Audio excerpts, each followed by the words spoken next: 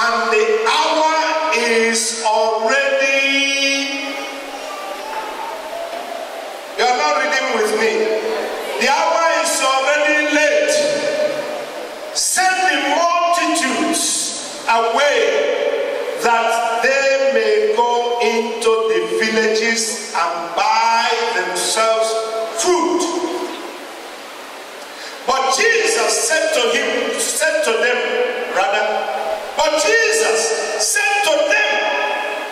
they do not need to go away. You give them something to eat. You will have something to eat today. I'm an obedient child, so you will have something to eat. It is the mandate of God. He said, you give them something to eat. And they said to him, we have here only 5 loaves and 2 fish. He said, bring them here to me. Then he commanded the multitudes to sit down on the grass, and he took the 5 loaves and the 2 fish, and looking up to heaven, he blessed and broke and gave the loaves to the disciples, and the disciples gave to the multitudes. So they all ate and were filled, and they took up 12 baskets full of the fragments that remained. Now, those who had eaten were about what? About 5,000 men, besides women and children. And we know that children are always small. In fact, women are always small in service. So if men were 5,000, maybe women must have been 7,000. And children. Alright? And with 5 loaves and 2 fish. We used to say fishes. Now they say it's fish. Let's go by that. Alright? And with that, they fed 5,000.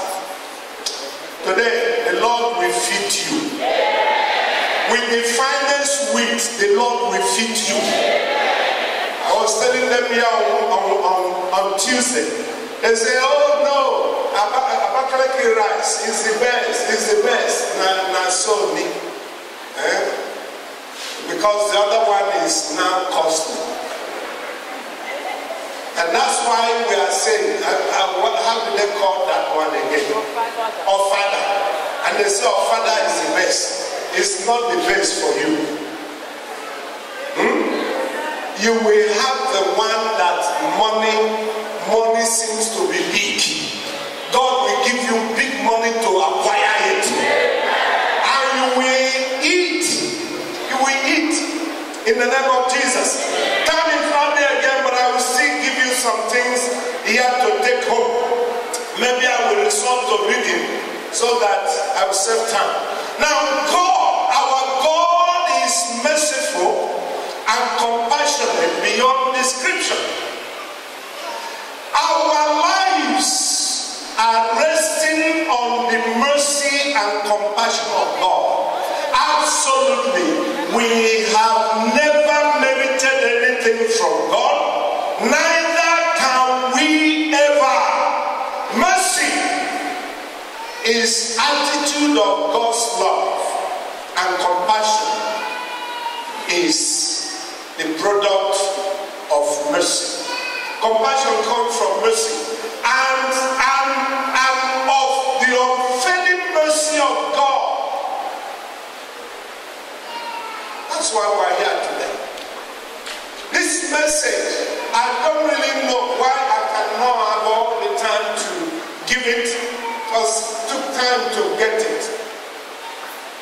And the topic says the miracle of compassion. The miracle of compassion. The miracle of compassion. You know, each time Jesus was moved with compassion, he would do something. In verse 14 of our text, the Bible says when he saw the multitudes, he was moved with compassion and he healed them all. The Lord will heal you today. I say the Lord will heal you today. Healing will come your way because of the compassion of Jesus.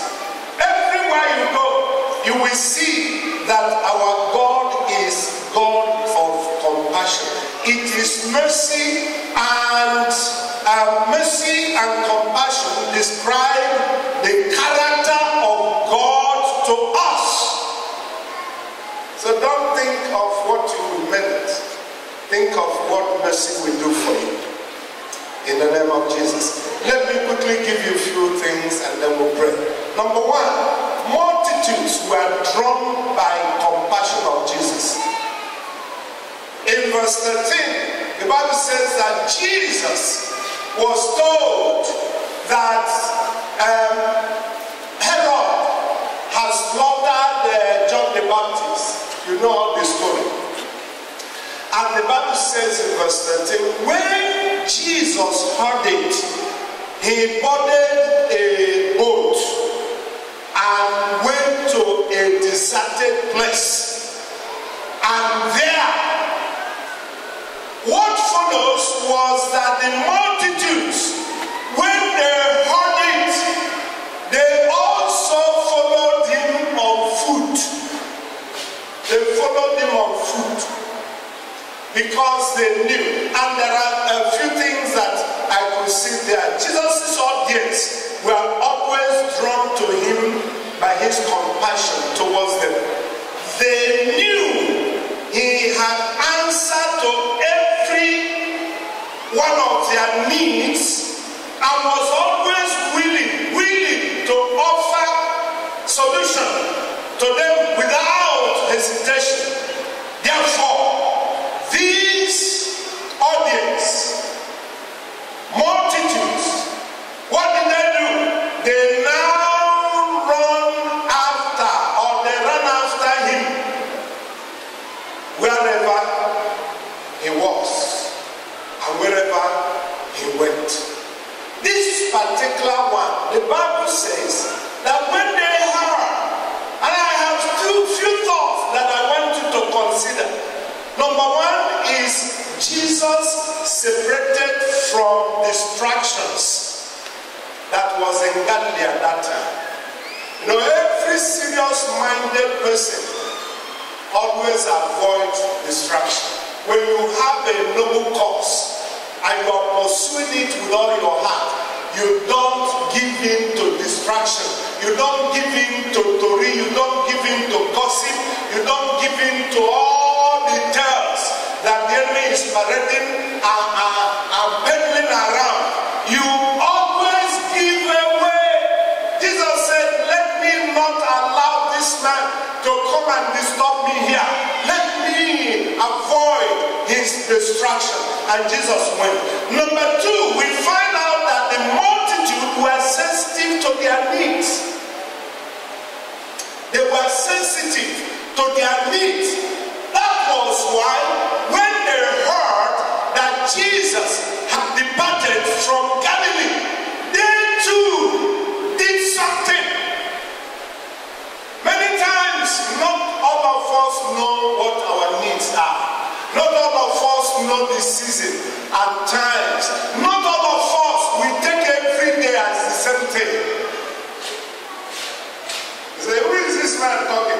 Is it not that man that says a bushman? And they call him Luke, be waiting there, they come. If you think it was yesterday, you would know that God has changed gear.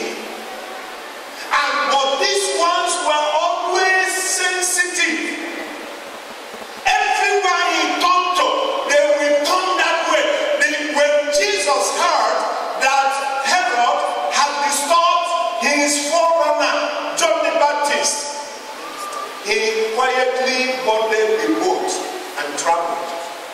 Because these people were always focusing, their attention has always been on him.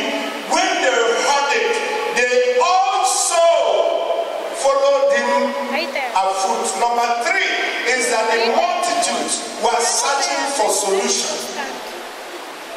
And because they were searching for solution, they were ready to pay the price. They were ready to make sacrifice. Jesus departed by boat, but these ones departed by footwarding. And it was a long talk. You know why? Because they knew that Jesus was the one holding the solution that they needed. May God open your eyes so that you know and recognize that when you come to church, it's a center of solution. If you don't see it like that, you come and go as you are. But I pray for you that God will open your eyes so that you know how to make a little sacrifice. Unfortunately today, the needy people are the least people that are ready to make sacrifice. All that they want from the church is, oh, I have need. Just meet my need and let me go. No confirmation, no commitment. Just if you are still talking, they are very impatient. If you want to verify anything, they will just flock out. But these ones were not like that. It took them something. Some say, how can I go around? No boat again to cross. No this one. No that. You need to pay the price for God to come to you. If it is an ordinary thing, God will let you go. But today, that you have been drawn by the compassion of Jesus, God will meet your need. I said God will meet your need. Number 2, Jesus demanded practice of compassion from his disciples. You know, in verse 19, the Bible says, as he was teaching them and ministering, and it was getting late, the disciples went to him and said, Baba, please, it's getting late. Let these ones go. Allow them to go. Let them go and find food to eat. And I have something here I want to give to you. Number 1 was a perceived need. It was the disciples that perceived the need of these people. But they didn't know what to do about it. I'm reading some commentaries that time will not permit me to read for you. But it seemed like the disciples have not understood that showing of compassion or charity work was part and parcel of the gospel ministry at that time and needed to be educated by the master to let them know the importance of charity, the importance of meeting the needs of the people. And through the Lord's response, we can see the way he responded to their suggestion. They said to him, send them away, let them go to town and buy food to eat. Jesus said to them, he said, no, don't let them go away. Give them to eat. What is that saying to us? That is talking about practical directive. Jesus was giving them what they must do, what they didn't know to do. And the church, this church must know that we are here to do what Jesus is supposed to be doing if he is here physically. And some of the things I know Jesus was doing during his ministry time was casting out devils, was healing the sick, providing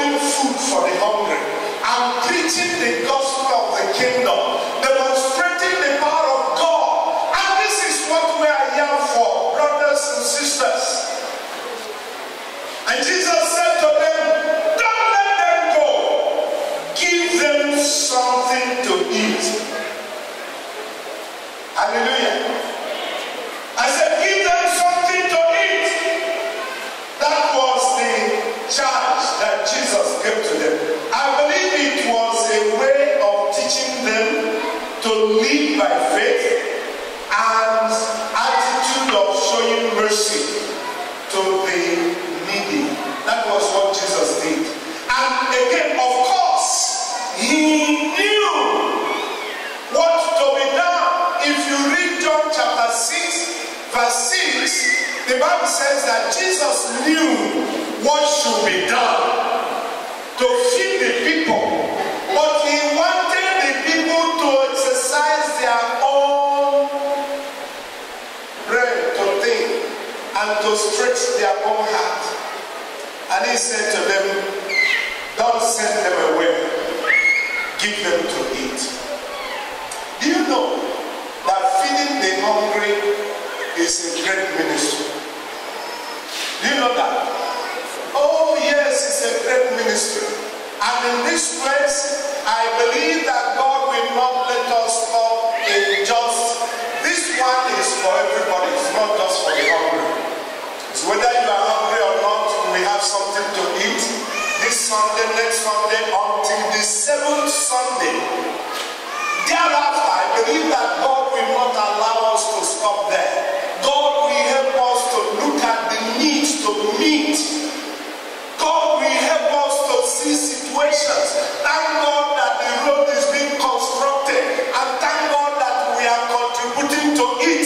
And I am still telling those who are not contributing, I will wish that every single person in this church will contribute something towards that. We are told that a square meter will cost 3,000 naira to be done. If it is that alone, you can contribute. Give something. And when we talk about giving, people think that it is only money that we can give. But it's not only money. We can give our time. We can give our talent. We can give our skill. Whatever you have learned, whatever you have studied in the school, it's not so that you will be parading your degree about or just looking for job. It's so that you can meet a need in your society. Many of our children, I said it here before, that why we are having problem getting job is we are only looking for job. We are not looking for service. There's a difference between job and service. When the tax collectors came to Jesus, oh no, John the Baptist, while John the Baptist was preaching, they said to him, what do we do? One of the things he told them, he said, don't intimidate them. No, it was the soldiers he told, don't intimidate. He told them, don't collect more than what is required. Don't collect more. Don't collect more. Do you know, I have need for tax clearance, and I wanted to get it from my state. Alright? And the lawyer there was telling me, he said she went to the tax office and they told her, he said, it's only 2 places that we respect their reverend, their clergy. And they called the 2 places. He said, all those ones, when they come, all that we need from them is 20,000. He said, but from all others, it is 150. I told them, I said, go back and tell them that they are joking. And then I was able to come, anyway, that will take my time. You are not even interested in my story. Why is this thing dark on the screen? Alright?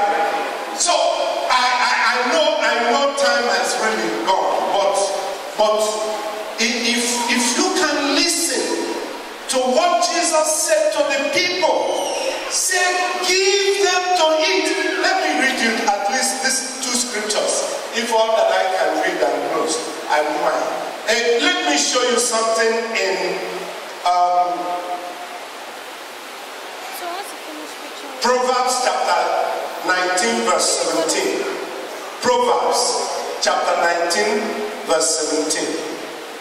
It said, he who has pity on the poor lends to the Lord, and he, the Lord, we pay back what he has given. Did you understand that scripture? Are you sure? It says that when you help the poor, it is you are lending that money to God, or that thing, whatever, that clothes that you gave, you are lending it to God. And it is God that will pay you back. May our eyes be open to the less privileged ones around us, even here in the church, and around us wherever we go. Let us come out more definitely towards helping the less privileged. Because tomorrow, God may come their way and they may become governor tomorrow. Those ones that you are looking down on tomorrow, or even their children can become the president tomorrow. So always give. Jesus said, don't send them away. You say, but all this faith that go from one church to another church asking for help, it does not matter. The Spirit of the Lord will guide you what to do. But don't, because of that, shun a very important ministry that God wants us to embark upon. Don't say, because after all, we are still looking for Naira and Kobo, and every day they are catching those who are printing counterfeit. Have we said, because there are those who are printing counterfeit Naira, let me stop trading, let me stop working, let me stop doing anything that will bring Naira to me? Have we done that? So we must not overlook what God wants us to do. Let me read you the second scripture. That one is found in Proverbs chapter 28, verse 27. Say, he who gives to the poor will not lack. Hallelujah. He who gives to the poor will not lack. Why? The first scripture has told us why. Why? The reason is because you have led to God, and God will give you back. And God doesn't give you the same quantum that you give to him. Whatever you hand over to God, God will give you more than that. Nobody said amen. Should I take it back? So, if I didn't finish that scripture, it said, he who gives to the poor will not lack, but he who hides his eyes will have many causes. That will not be our lot. That will not be your portion. We will not have causes. Our own will be blessings alone. And when now Jesus has told them that, they were persuaded of what Jesus said, and then they produced what they had. They said to him, we have 5 loaves and 2 fish. He said, bring them to me. And when they gave him, he commanded the multitudes. He said, sit down on the grass. And they sit down. Please always obey the command. Always obey what God says. And I will show you something to connect to that. When they gave him, he commanded the multitude. He said, sit down on grass. And then he took the fish and the bread. Looking up to heaven, he blessed it and broke it and gave back to the disciples. And then the disciples went and distributed to the hungry people who were there.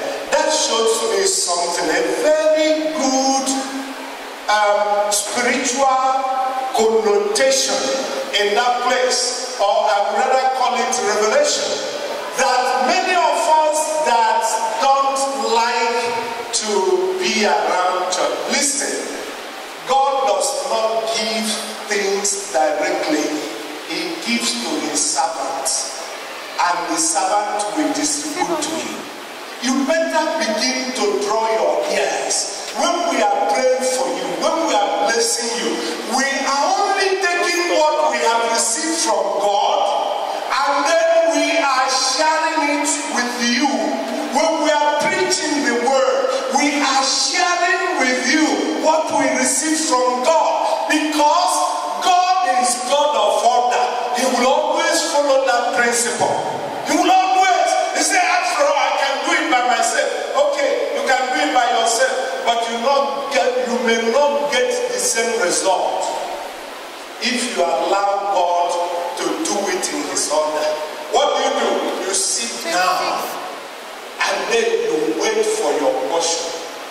Jesus blessed the bread and the fish, and then he broke it and gave back to the disciples to share. I won't be able to share all of it because I must close here now. I've been taking extra time. But I want you to know that some pastors may be funny. Let me not use any negative. Are you sure we record of? Some pastors may be funny. Some pastors may do whatever they want to do. But don't ever despise spiritual authority, because that is your payroll. God will always give to them to give to you. May your eyes be open to that truth in the name of Jesus. Or somebody thinks and say, brother, don't get anointed. I will go. I know where to go. You go. When you go finish, you won't get what God has kept for you here. You may get some crumbs, but what God has distributed for you as a child, you will be missing it because you don't know the principles at which God works. And one of the things I want to beg you as I close this message, which I could not deliver, is so much and is so rich. But let me just give you that surface. Please, I beg you, don't let us go through the year. Go through the year, increase greatness, and you don't have a testimony.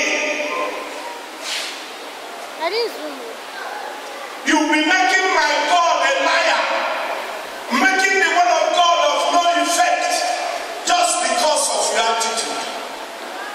And I therefore call on you that, please, I am kneeling down begging you. This must not be a story, must not be a slogan. You must increase on every side.